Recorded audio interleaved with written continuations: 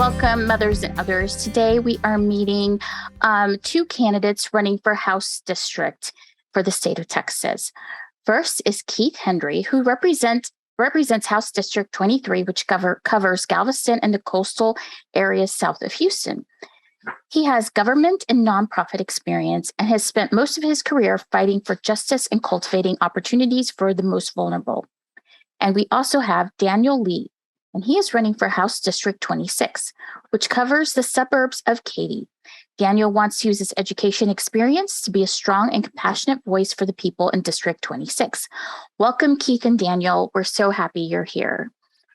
Thanks for having us. Absolute pleasure to be here. Yes, well, thank you for joining us today. I'm going to let each of you guys talk for I would say, let's just say 3 minutes and tell us a little bit about your platform and why you are running for House District. Let's go ahead and we'll start with Daniel.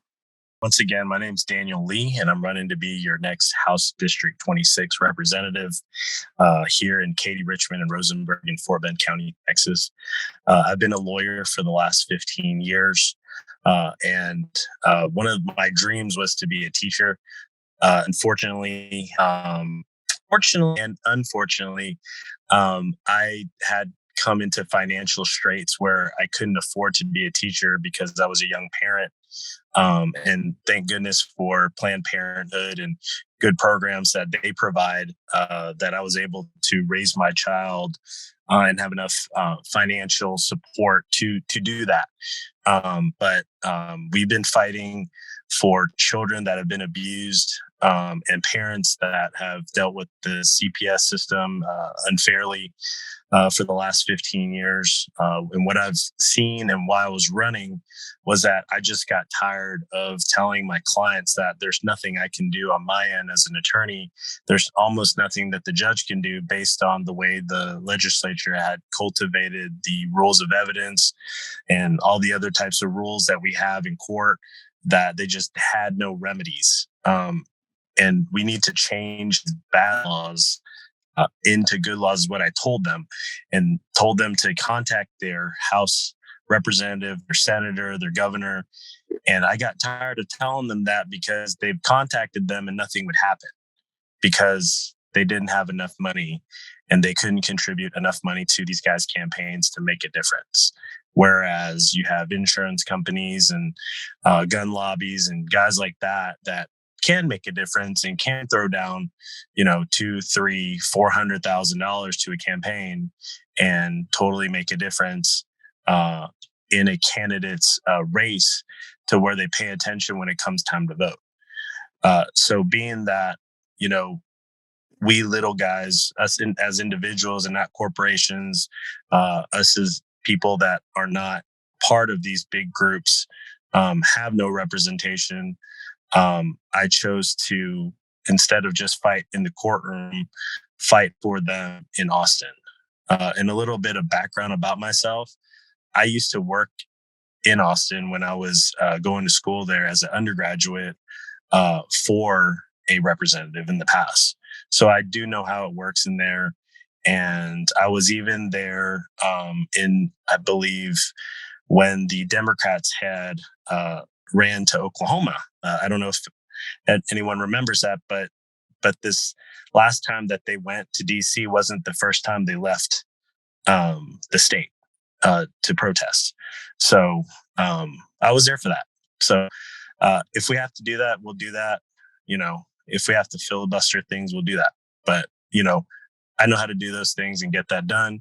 And I also know how to file lawsuits to get things done. Awesome. So once again, thank you. Yes. Thanks for coming on. All right, Keith, you're up. Legislatively, I feel that my skill set is more palpable there. I did a lot of my city commissioner seat that I actually like to continue. One thing my constituents will tell you, and if you see me waving, it's because I'm waving to a lot of my constituents.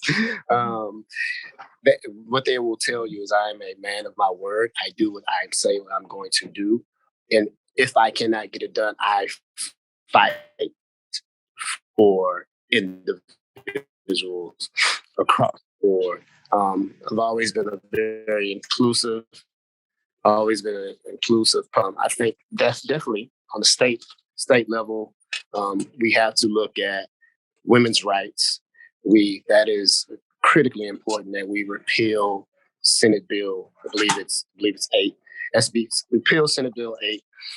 We have to look at funding public education to comparable. Our teachers haven't received a pay raise in over 20 years. I spoke at a teacher retirement event 2 weeks ago, and they're retired educators who paved the way for individuals like me and everybody, truthfully. They're sleeping in their cars. That's unacceptable at the state level. There are a litany of other issues that we need to address here in the state of Texas. I want to protect as it's specific to local issues here on the coast, we need to protect our homes from flooding. We need to ensure that we don't get priced out because our taxes are too high. We can't afford them. So those are issues that I'm fighting for. And when I get elected to Austin, I will continue fighting. We both, Daniel and myself, get elected to Austin. Awesome. Thank you. We're so glad you're here. Now, you both talked about sort of SBA and Planned Parenthood and women's issues. So why don't we just start there? Okay. So a lot's been going on in Texas when it comes to women issues, of course, women reproductive rights. As you know, SB8 passed, then we had the Dobbs ruling. It's sort of been a nonstop thing for women in Texas. And just wondering where you stand with as far as women and reproductive rights, and how you feel like if you get elected into this office, your role will play into ensuring women's reproductive rights during this next ledge. So let's go ahead and let's start with Daniel. Well, I think that with regards to this issue, it's between the woman and the doctor. And it's not up to our governor or our legislature to be the last phone call that's made to call the shots on what happens. So that's the first thing. And so if we start with that, then the heartbeat bill, trigger laws, SBA, whatever you want to call it, doesn't exist. And it shouldn't, because at the end of the day, this is between two people, the expert, and more specifically, the person that gets to make that, because it is mainly a healthcare decision. It is 100% a healthcare decision should be made by those two individuals where they come up with a plan. On my end, we will do whatever is necessary to stop all of this, because it doesn't just stop there. There have been calls to essentially criminalize anyone that participates, whether it's paying for the healthcare as an employer, so it affects small businesses, whether it's you're being a doctor and you're participating in it by calling the shots and saying that abortion is medically necessary, and criminalizing and taking away people's right to make a living by taking away their license, taking away someone's bar license, I believe was on the table as well, from what I hear, and possibly penalizing the board of directors of this Texas State Bar for not disbarring lawyers was also on the table, is from what I understand, for this upcoming legislative session. So if we don't stop this now, if we don't vote the right people in, it's going to continue to snowball, and it's going to continue to be more restrictive, and it's going to be a pretty scary place to live in the state of Texas. Yeah, absolutely. Keith? Yeah, so just last week, I published an op-ed in the Galveston County Daily News calling for a ballot amendment. We know 78% of Texans believe that it is a woman's right to choose, and it is definitely a healthcare issue. And so the vast majority of Americans really want to see us go back to 50 years of precedent in Roe v. Wade. And again, I want to eliminate SB8 altogether. I want to repeal it. And I believe if we don't repeal it, we can definitely modify it in terms of let's get rid of the physician's penalty. And when we do that, we want to give the woman the option to go to if one physician does not agree to go forward with a medical procedure, then they have the option to get a second opinion. And then there's the other things that have been mentioned, put on the table. Taking attorneys' licenses from them, disbarring them. I think it is absurd on its face. It is un-American. That is not the promise of our Constitution. And so, absolutely, those are some of the things that I've not just been vocal about, but I've actually put pen to paper and will continue to put pen to paper when elected. Excellent. Thank you so much. All right. So a lot of things have been put on the table this year by this past ledge. Right after SB 8 came some more actions against the LGBTQ community. So I wanted to see where you would stand on protecting the most vulnerable communities of Texans that we have, which is the LGBTQ community. That's an interesting topic. So yesterday in Katy, actually, there was a huge protest of a drag bingo that was had, I think, at a church, right? That church just happens to be where I have my Lions Club meetings. And there were armed individuals, Proud Boys, etc., that were there. And there were opposition individuals that were for the individuals that were playing in the drag bingo with rifles as well, right? Now, we don't need to get into open carry, but everybody was open carrying yesterday. And luckily, we had brave officers out there and calmer heads that prevailed to prevent further violence than the minimal violence that there was there. And so that is the state of our nation right now. That is the state of our state right now, where freedom of religion and apparently is not given to those that are from the LGBTQ community. Apparently, we have individuals that think they don't have a right to be in a church, even if it is for bingo. And that's unfortunate. We have to stop. Keith, your turn. Yeah, and in terms of protecting the LGBTQ community, I'm actually hosting a town hall next Saturday to learn more about the LGBTQ community itself. I know I have 3 staffers on my campaign team that are part of the LGBTQ community. I have my nephew. He came out when he was a sophomore in high school. And so now he's actually in the military, and I'm very proud of him. He proudly serves in the Navy. Again, grateful for his service. So speak from the experience of an African-American man, grew up in a disenfranchised community.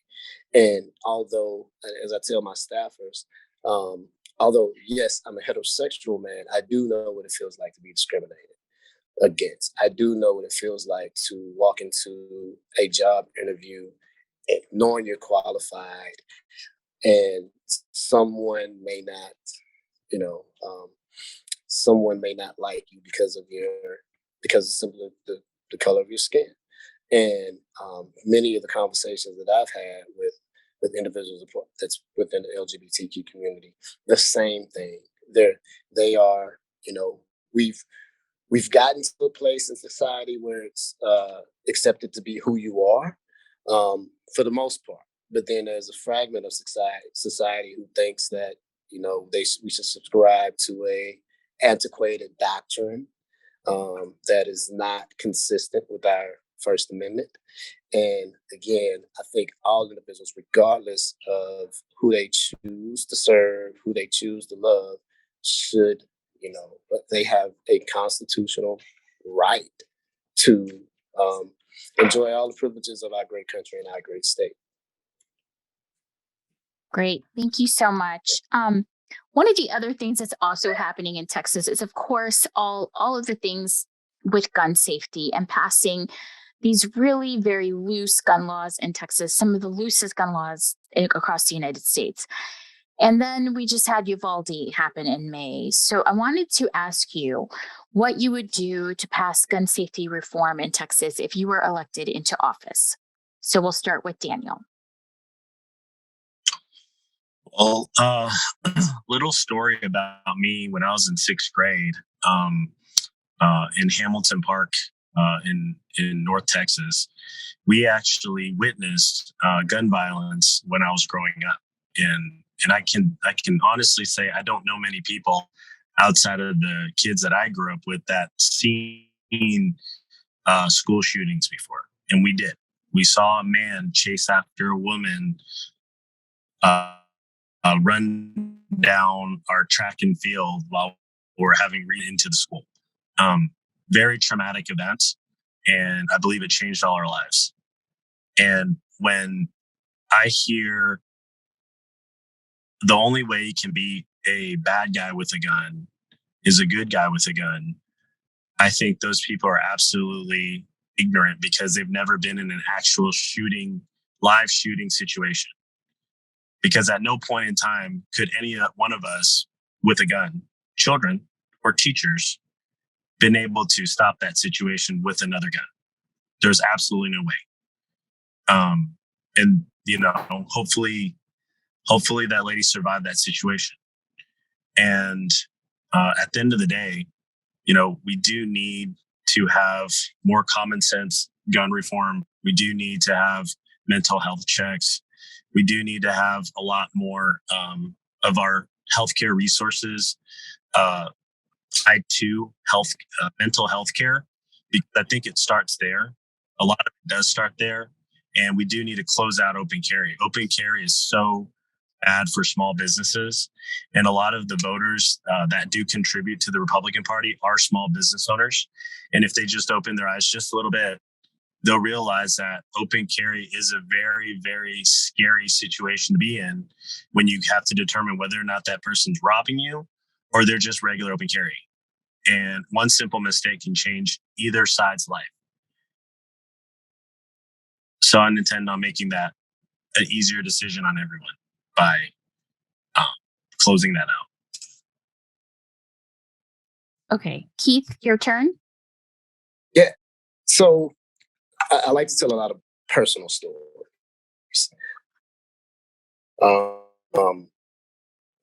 And I'll be first to say, we live in Texas. We like our guns. There's some common sense to that. And how about we keep assault weapons where they belong? Peace. Have a gun, protect yourself and your family, but you do that. The other piece to that is I'm someone who, again, grew up in a disenfranchised community. My neighborhood was very violent, and to the point that when in elementary school, we often had drive-by drills, and so I've seen the damage that guns can do to communities.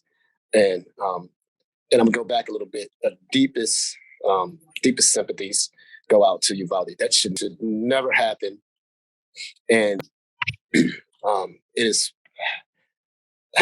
I mean, my heart breaks today to even think about an event like that occurring anywhere in America, and anywhere in Texas.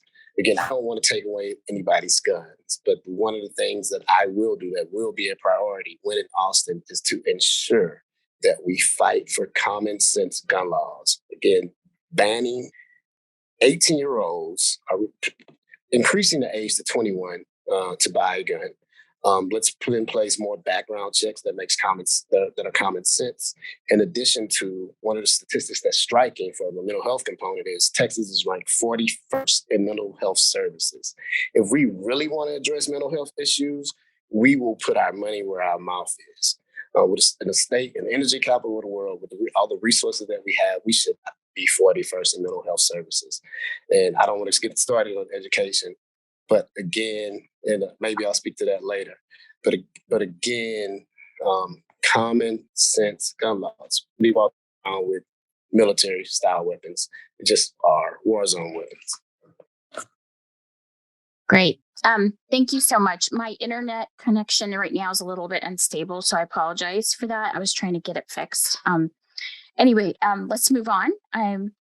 Okay, so much of what Republicans have done have negatively impacted Texans. So, what piece of legislation do you believe has had the most negative impact on the constituents in your district? And what would you do to remedy the situation? Daniel? I don't even know where to start. I would say it's not really the legislation that has caused us the most problems. It's the lack of addressing our grid has affected us a lot. The lack of making school teachers feel like they want to do this job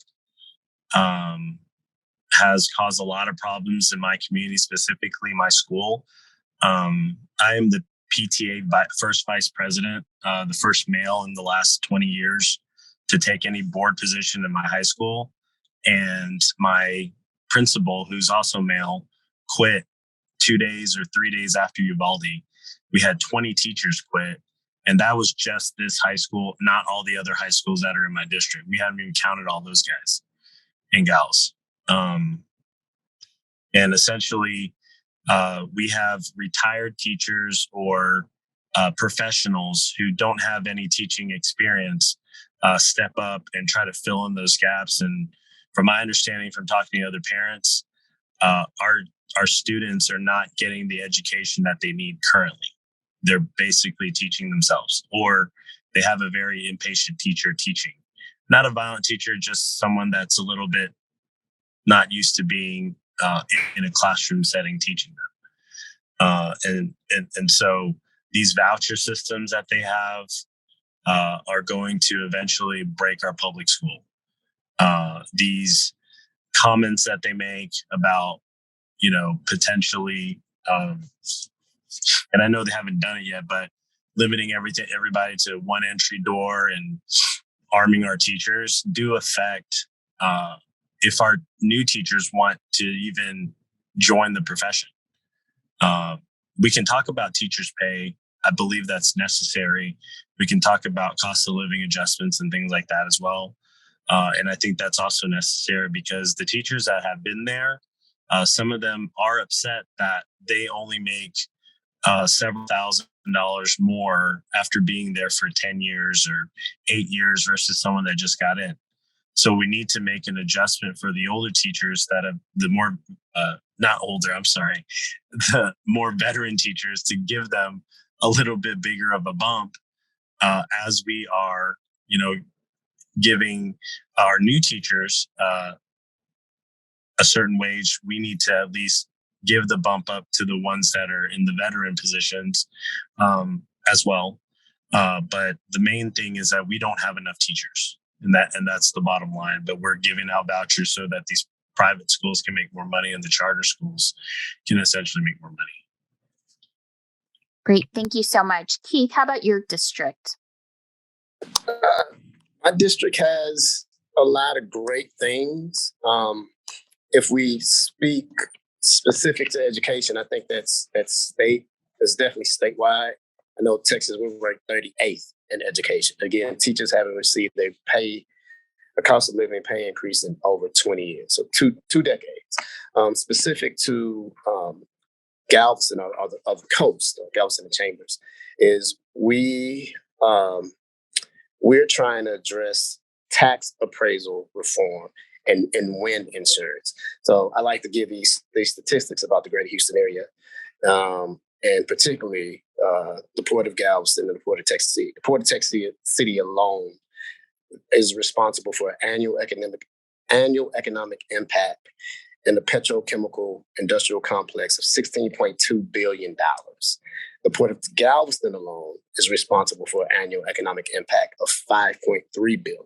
So it's a great place to live. It's a great place to raise kids and become successful. Particularly, even the University of Texas Medical Branch is right at 5.5 billion annual economic impact statewide. With that great success, though, we are looking at home prices really going through the roof. It's become unaffordable for many of the average Americans to live. And so working with county governments in terms of how do we come up with a methodology to ensure that we reduce taxes. And somebody pays for somebody. I know I'll tell a personal story. My wife and I, we only have a few years left on our home, but we're still very much working age. And so, do we want to continue to pay a tax bill that's probably unaffordable at the end of the year after we've worked hard to pay our mortgage? There's some things that I thought of, perhaps, do an evaluation of property, eradicated the mass appraisal technique for evaluation of properties, probably look at the properties every 2 years, or there could be we can do a 5-year average, and I'll put with that 5-year average, then county governments can submit a tax bill based off those 5-year median. So those are some issues that really need to be addressed here on the coast, because again, it's a great place to live, but it's becoming unaffordable for many of the average Texans. Great, thank you. You're right, and it seems like a lot of Texas has become unaffordable. And we do have to remember that that the Republicans have been in charge this whole entire time. So a lot of what we're seeing with the increased property taxes, I mean, they can't blame this on Democrats. They're the ones who've been in charge. They need to own that talking point. So I think there's a few things that have happened underneath their watch they need to own economically. And wanted to see what are the economic situations for people in your area, and how best should we address some of their needs, and what messaging do we need to be saying on the point of economics to people in each of your districts. So let's start with Daniel. Well, the economic climate in my district is that the houses are extremely expensive. The incomes are high, though, but I believe that a lot of new families have moved into my district and have seen, and they moved in during the peak. And they're now seeing that those prices have dropped down significantly. And hopefully they've taken advantage of those lower interest rates at the time. But to Henry's point, property taxes are a huge concern, as well as the prices that we're paying due to the power grid not getting fixed. The electric bills are super high. We have our insurance is high as well, due to the type of income producing families that we have here. The car insurance is high as well. And so those all are considerations. But the main thing on the east side of my district that has a huge concern was that we got hit pretty hard during Harvey. And so we need to make sure that we maintain some diligence in continuing to prevent that from happening the next time if we do get another flood or huge hurricane where the rain just keeps dropping on us. And the reservoir, unfortunately, is right alongside my district. And that caused a lot of, unfortunately, damage to my constituents. And,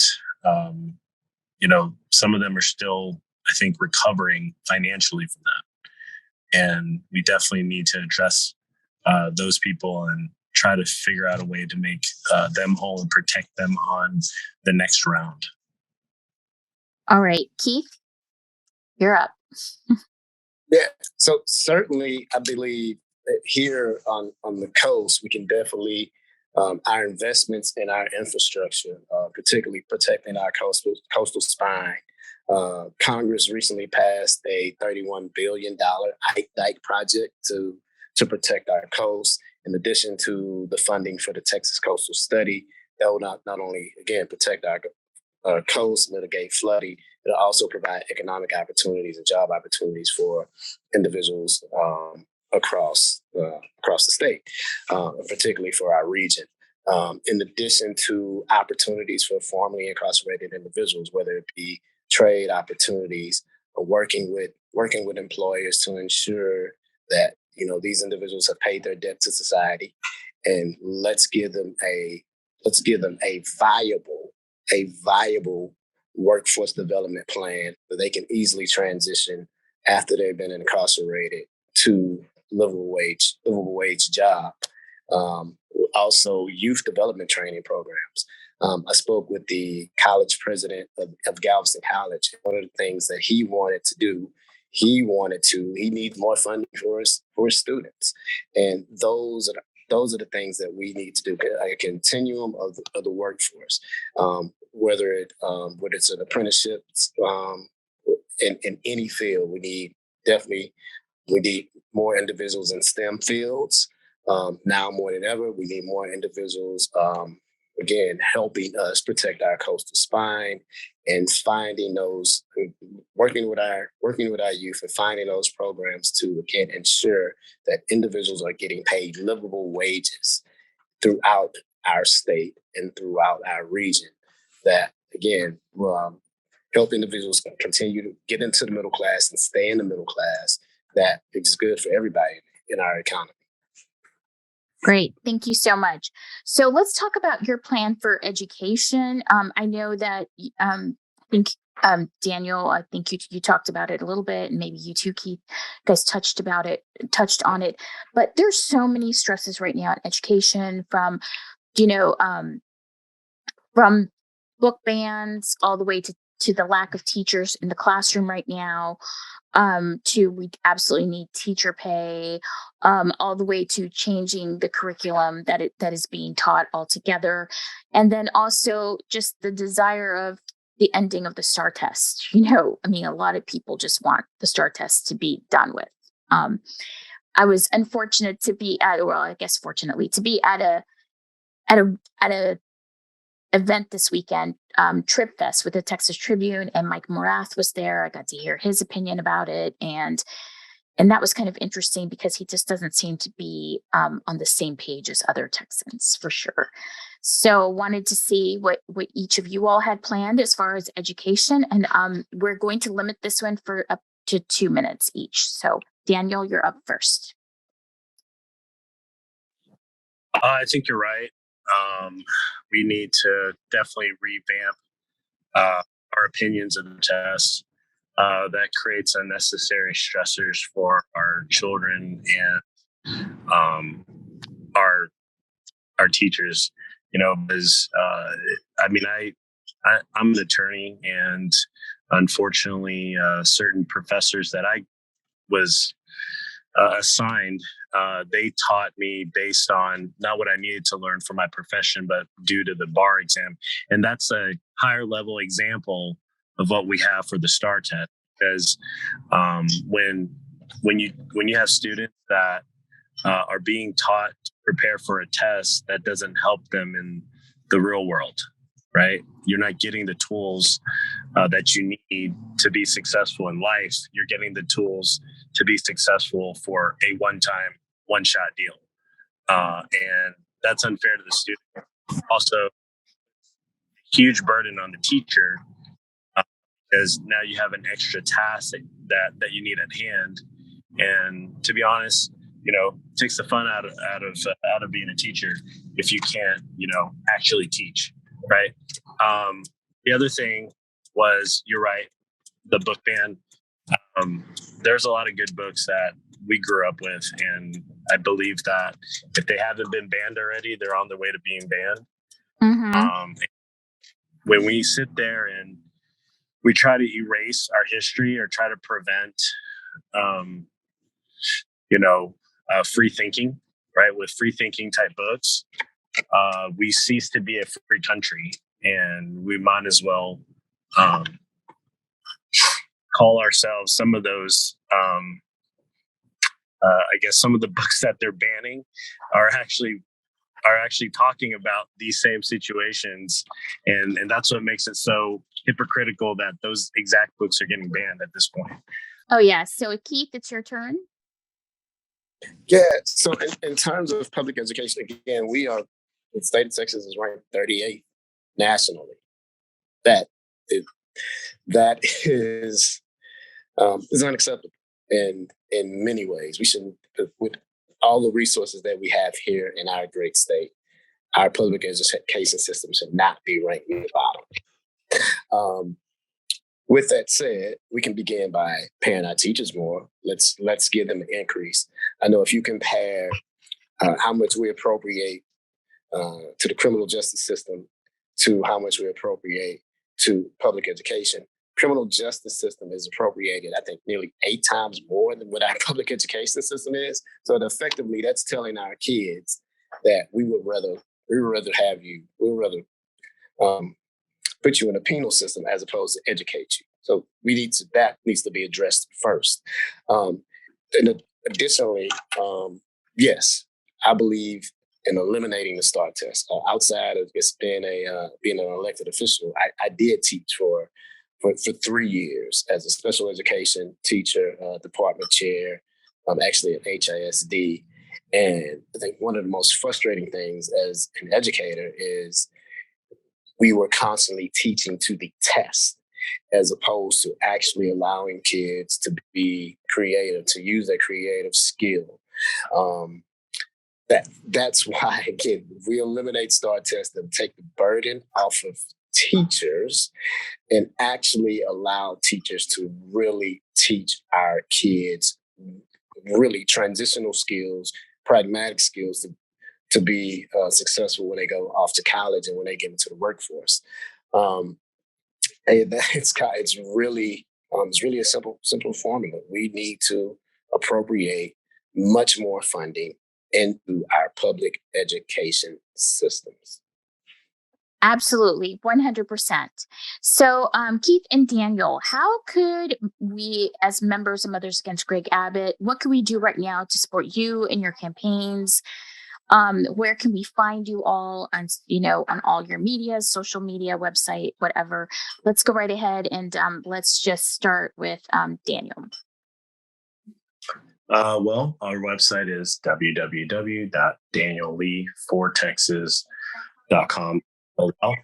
And the best way to help out is block walking. If you have time to block walk, if you're nearby, if not, we're holding block walking sessions every weekend.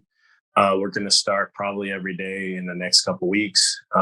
We also need poll watchers. We also could use anyone's help throughout the entire state for phone banking or text banking or letter writing campaigns. Whatever time that you want to put in or treasure, we take donations as well. We will take, and we need, because my opponent is being backed by Governor Abbott. Governor Abbott came down and block walked with him several weeks ago. And so that has contributed $500,000 in my opponent's last campaign. So we definitely need all the help we can get because my opponent, JC Jaton, actually was part of the redistricting committee. And the ugly truth is we believe that he's the person that submitted the redistricting maps. If we can cut out one of the roots, we should be able to take down the whole tree. So once again, Daniel Lee, fortexas.com. Thank you. Thank you. Keith? Yeah, much of the same. We definitely we definitely need support where we can get it in terms of block walking, phone banking. If you go to my social media, and this is where I'm not necessarily addressed at by my younger staff. They help with social media and the campaign website. The campaign website is really long. It's www.keithhenryactiontoday.com. Effectively, just type in Keith Henry, and it'll pop up. So the social media, the same. Twitter is a better Henry, a better K Henry. I believe I'm looking at my staff to ask them what it is. And Instagram is Keith Henry for Rep 23. And again, time and treasure is definitely appreciated. I'm not going to mention my opponents now. That's just my practice. I do not mention my opponent. I want you to go to the polls and vote Keith Henry. Again, KeithHenryActionToday.com is the website. Anyways, thank you so much for your time. You all have a great day.